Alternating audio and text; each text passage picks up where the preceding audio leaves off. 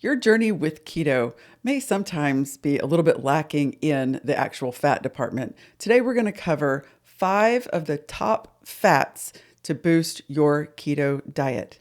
In 2018, keto was hot, super trending. In 2024, it still works. Welcome to the Dust or Mud podcast. I'm Rich. And I'm Shelly. After 25 years in the United States Air Force, we retired to the Ozarks of Missouri, started a regenerative farm, and a podcast. And in this podcast, we cover all things food, freedom, and farming. And today we're going to tackle the fats of a ketogenic lifestyle. In 2019, we started a ketogenic journey. I was diagnosed with Crohn's disease in 2013 and was fussing a bit with my diet between those times. And so in 2019, I decided to give this crazy diet called the ketogenic diet a try. And one of the first things we had to learn was it's just a completely different way of thinking about food. And I think the biggest mental shift for us was that your caloric intake needs to approach 70% from fat. And that is just so different than what we learned growing up in the 1980s, where fats became really bad and everything transitioned to a low-fat this and a low-fat that, and all of the flavor that was missing from removing the fat was made up with sugars. And so we grew up learning how to eat being a high carbohydrate, low fat diet. So it was a big change for us. So the big change, it actually is a really easy diet. You add fat, but since it's such a paradigm shift, like what you're talking about, it becomes difficult just in our mindset.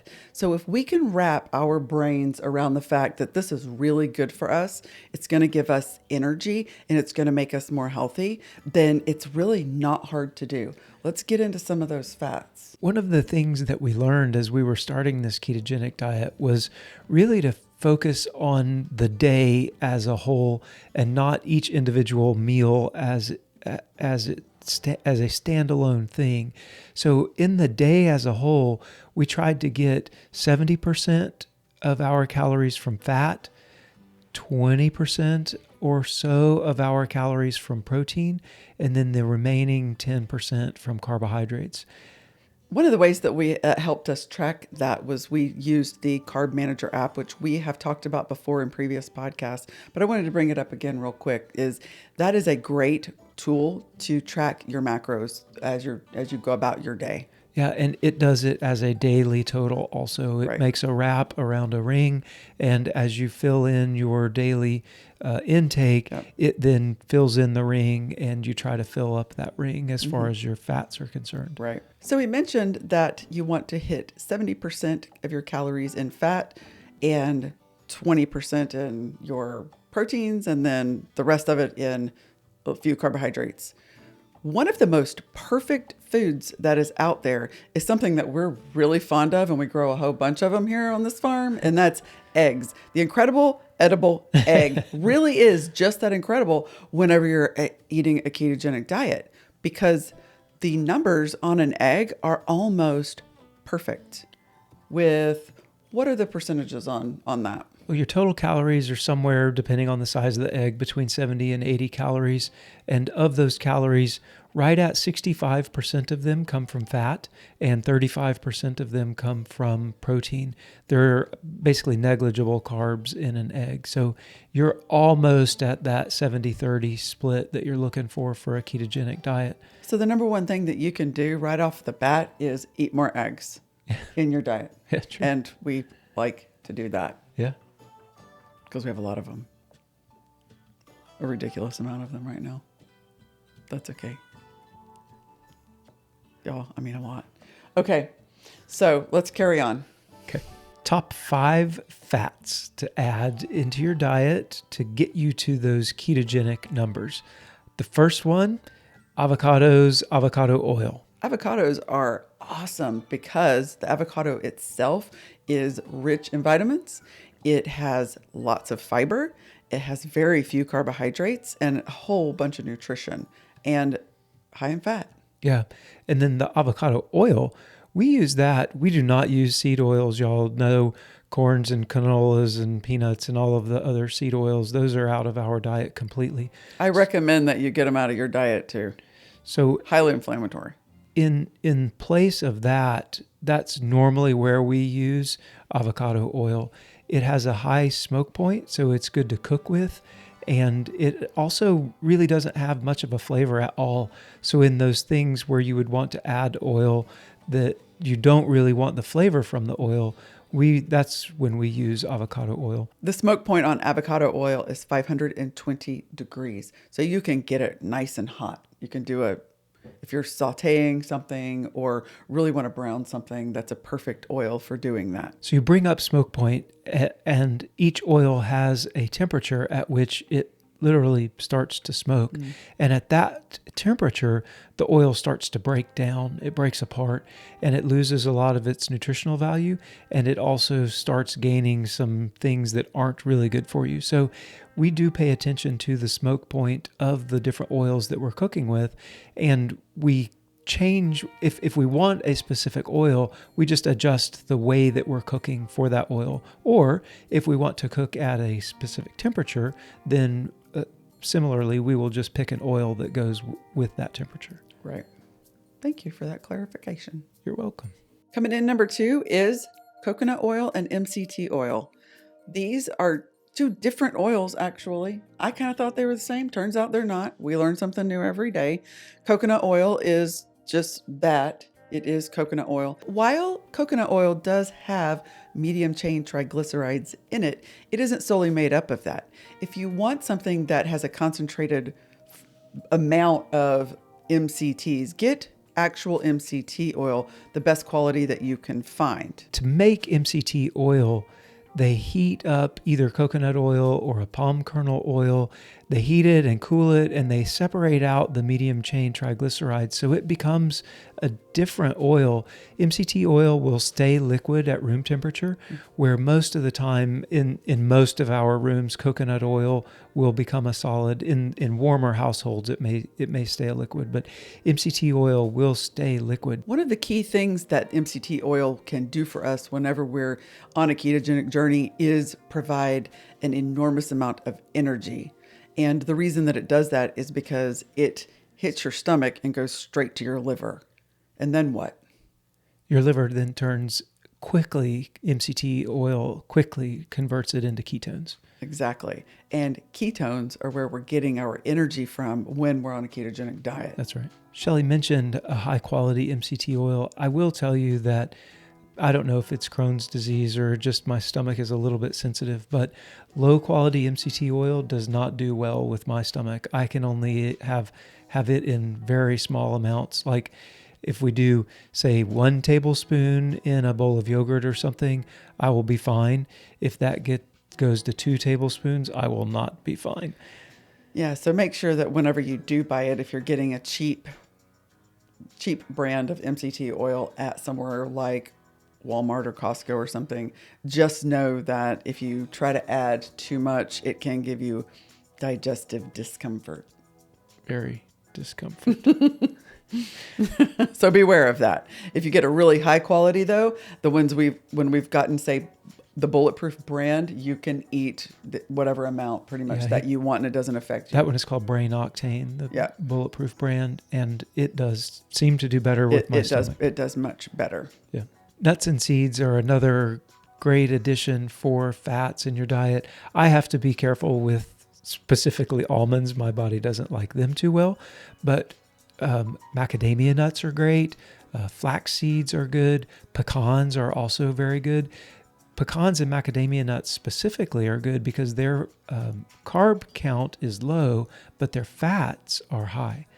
You do have to be careful with some nuts, though, because they do have more carbs than others. So some, like cashews, have quite a few. So not that you can't eat them. They certainly have a lot of fats in them as well.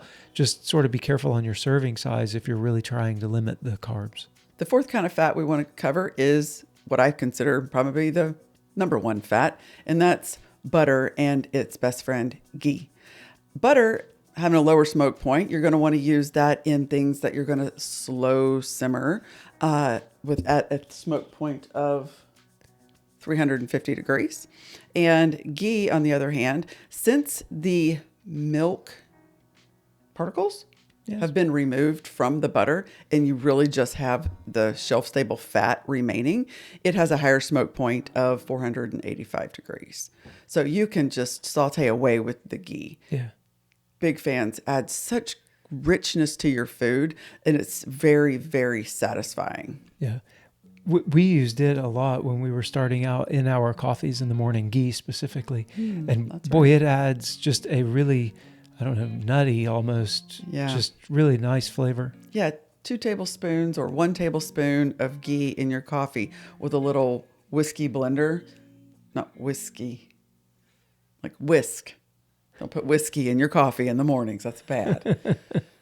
A whisk, a little blender in your coffee and whip it up, and it is delicious. Yeah.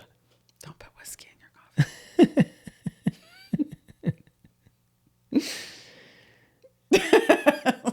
Yeah.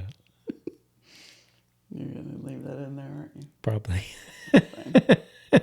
Go ahead and do olive oil, some olive oil. The final fat that we'll talk about is olive oil. And believe it or not, there's a difference between extra virgin olive oil and regular olive oil. The extra virgin has a considerably lower smoke point. So the extra virgin olive oil is 375, where regular olive oil is up at 465. So they both will add flavor to the dish that you are eating or cooking with. We use olive oil a lot just to pour over the top of things like oil and vinegar on a salad. Yeah. So we did a video a couple of weeks ago, and it was about taking a chicken breast type meal with some salad. It was chicken and some greens. And we turned that little meal into a quote keto meal and tried to make it, well, he tried to make it caloric percentage keto. And he handed me like half a cup of olive oil, and that was what was going to make that thing keto. Obviously, I did not choke down the half a cup of olive oil, even for the video, because that's disgusting. But the point was made that olive oil, just drizzling it over all of your vegetables, any of your meats, anything like that, just adding little bits here and there, really get the fats up in your diet. That was disgusting. Olive oil itself is good. Olive oil is very good in limited amounts. Just maybe not with a straw. Not with a straw. So we talked about a bunch of the different fats. In order to incorporate them into your diet, we mentioned a couple of videos ago, you can really do lots of different things with them. Nuts you can just throw on as a snack. You can throw them in as an addition to salads or things like that. Mm-hmm. And then the oils, really probably the best way is just to cook with them. Right. Cook with them. Use them for flavor. They have so much nutritional value in each of those types of oils.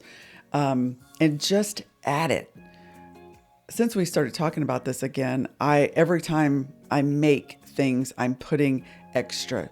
If I used to tell the kids, when you're seasoning something, add however much you think, and then add some more, because you're probably under seasoning.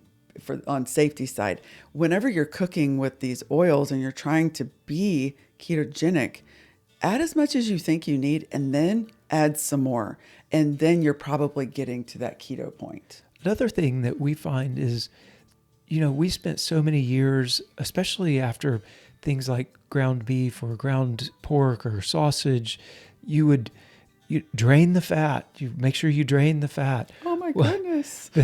On a ketogenic diet or with a ketogenic lifestyle, it's the opposite of that. Don't drain the fat.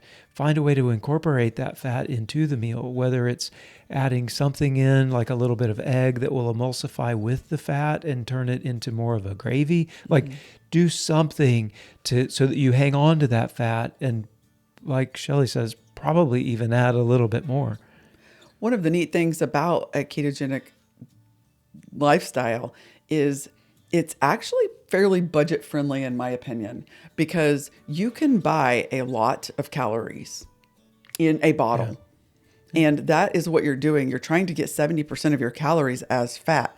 And whenever you do that and you buy a big old bottle of oil or wherever you get your fat from, that is a lot of calories and a lot of energy in that one bottle for $10 or $20. And it's going to last you quite a long time versus having to buy other types of packaged foods that are less calorically favorable. Yeah, right.